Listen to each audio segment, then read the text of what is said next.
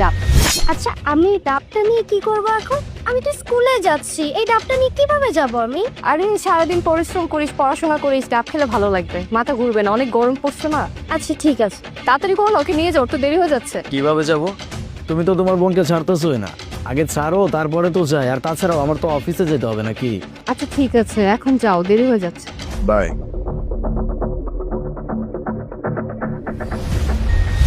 তুই কি ভাবছস এই ডাবটা আমি তোকে খাওয়ার জন্য দিছি? খাওয়ার জন্য দেইনি।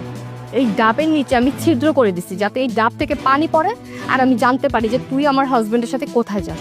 অনেক দিন ধরেই আমার সন্দেহ হচ্ছে তোর আর আমার হাজবেন্ডের মধ্যে নিশ্চয়ই কোনো ঝামেলা আছে। আজকে তো তোদেরকে আমি হাতে নাতে ধরবো।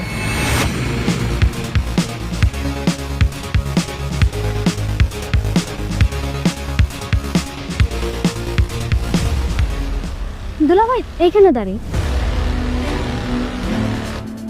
এখানে কেন? আমার বান্ধবী আসবে, ওকে নিয়ে আমি স্কুলে চলে যাব। আর তাছাড়া তোমার তো অফিসের দেরি হয়ে যাচ্ছে, তুমি যাও। ও আচ্ছা আচ্ছা, ঠিক আছে, যাও। ঠিক আছে।